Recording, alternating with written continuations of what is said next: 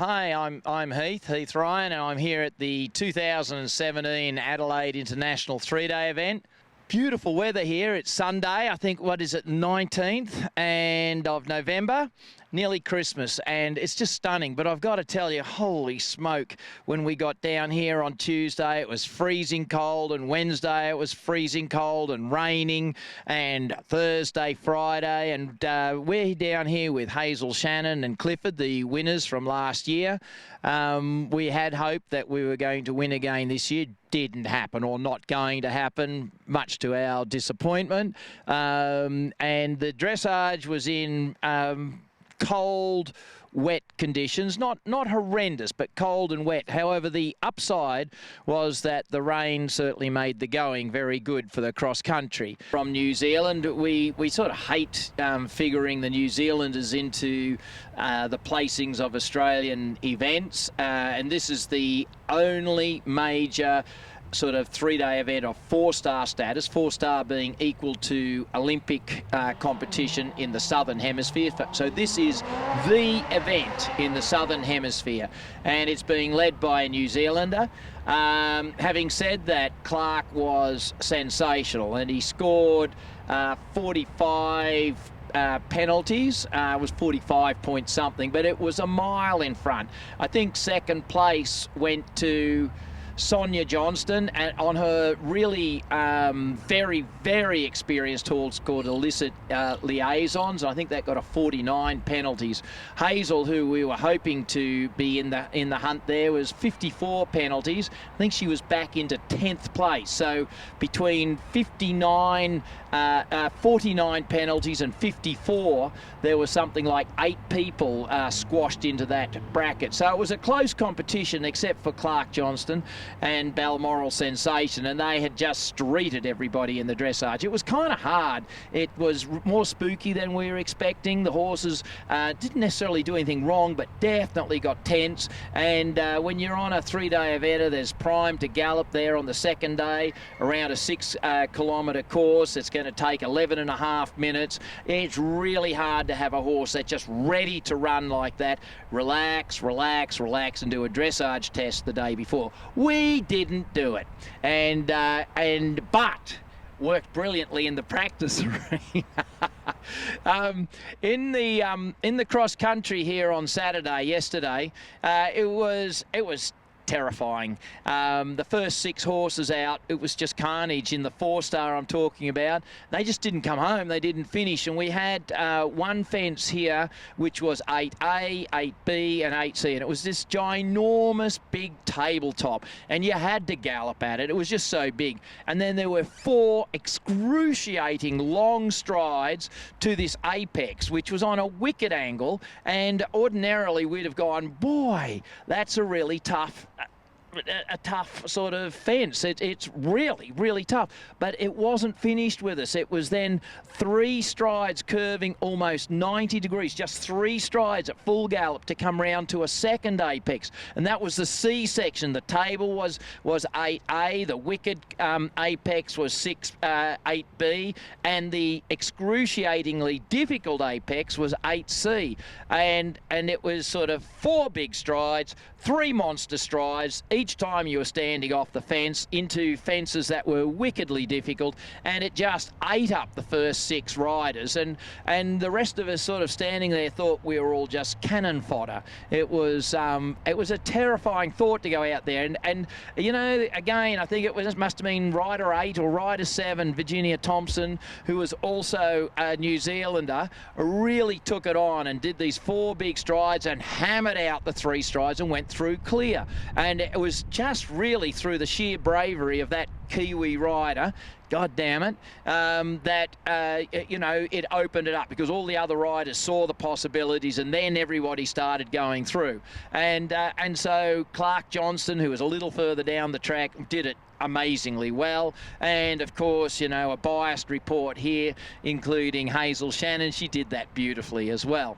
At the end of the day in the cross country, it was a very interesting day, and there were lots and lots of protests and interesting sort of decisions made. And it was full of controversy in that there were on three occasions there were 50 penalties given out. 4 occasions, and the 50 penalties is given out when you basically jump a fence but you don't make it between the flags, or it's deemed you didn't jump the fence within the extremities of that fence.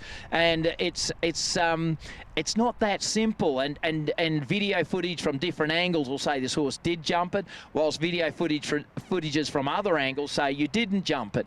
And certainly one of the raging controversies right this second is Stuart Tinney on Warhawk in the water, the second water, and there's footage all over Facebook where it looks like he didn't jump it, and it's really sort of and yet he was initially given 50 penalties for not jumping it. And then on Stuart and Karen's Facebook, they've got this photo which absolutely says they did jump it, and you can see the horse going through the flags. And so the ground jury changed their mind and took the 50 penalties off it.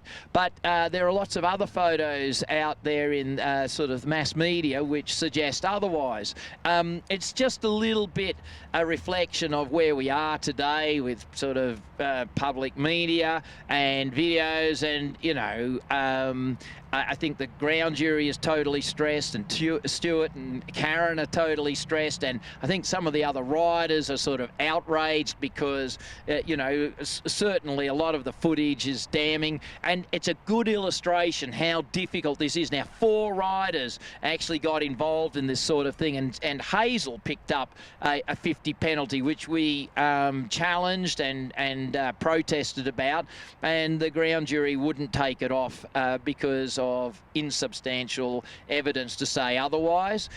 We've seriously felt we'd been hard done by, but that's the sport, and you know, it's suck it up and move on. So at the moment in the 4-star after the cross country day, we've got Clark Johnston and Balmoral Sensation, and I think he's about, I'm just checking my notes here, about what, good 4 penalties out in front. Yeah, so he's not actually a full sort of rail. You get 4 penalties for show jumping this afternoon, so he still could be beaten. And unbelievably, in second place is Sonia Johnston on, beg your pardon, Megan Jones, the South Australian girl, and she was on a really green horse, and the horse's name was Kirby Park Impress, and it's really young, and nobody expected it to go so well. Megan is like a seasoned, well, she's a silver medalist from the Beijing Olympics. Very good, and has she used her skills to get that horse around. She actually was also a victim of the 50 penalties, but she had enough evidence to convince the ground jury it was incorrectly given to her. It was a tough cross country. In third place at the moment, Sonia Johnston, and she was actually again on a young horse, unexpectedly up there, and that horse's name was Misty Isle Valentino, and Sonia's all the way from Western Australia. That's 3 days travel to get here. Unbelievable effort. And Sonia also is a silver medalist from the Beijing Olympics, so really good riders. Just going back to Clark Johnston, who's in the lead, I think he came 6th at the Rio de Janeiro Olympics. That was last year. Anyway, he's serious. So we got some fabulous riders here, and in about an hour and a half's time, the show jumping will take place, and we will have the final results. But we do have a fantastic field in the 4-star here at the Adelaide International. I probably would be wrong of me not to say that one of the people who has been absolutely part of making the Adelaide International Mitsubishi 4-star event what it is today. It is an icon event. There is no other event in the middle of a city, in the middle of Adelaide. It's beautiful. And that was Jill Rolton. Now, Jill Rolton actually had 2 gold medals to her name in 1996 at Atlanta, and in 2000 at the Sydney Olympics. And then she's went on to be the director and one of the moving motivators of the Adelaide International, and she was a very big mover in getting Mitsubishi signed on for 3 years now, and she died yesterday. And so that is a very big personality for eventing Australia to have lost. And of course to all of Jill's husband Greg and their family and friends, our thoughts do reach out to you. So that's Adelaide International. In the 2-star at the moment, we have had the 2-star show jumping, and first place there went to Emma Mason, and she's got a very exciting new young horse. He's not that young, but he's a fabulous horse, and we're just looking for his name. Warrego Marco Polo, and I think we can look for big things behind Emma and Warrego Marco Polo. I think second place, in actual fact, that was the 2-star. 3-star has also the 3-star CIC, which is a 1-day event. That has also completed its show jumping, and in the lead, or the winner, was Christine Bates and Adelaide Hills, and it's a wonderful way. Adelaide Hills has been here for lots and lots of years.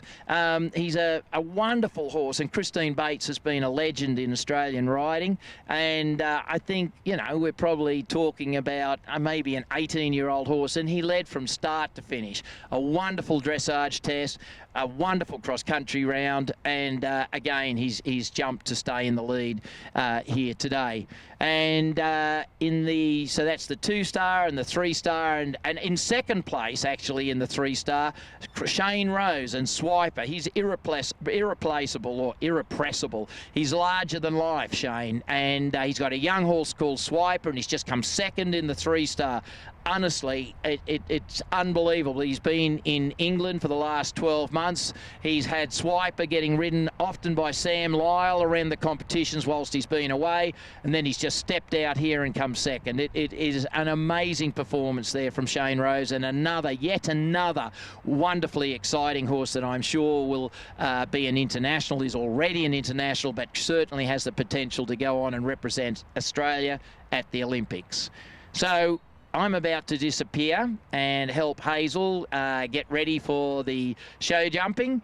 I hope you enjoy the Adelaide footage. It's been fantastic here. Thank you.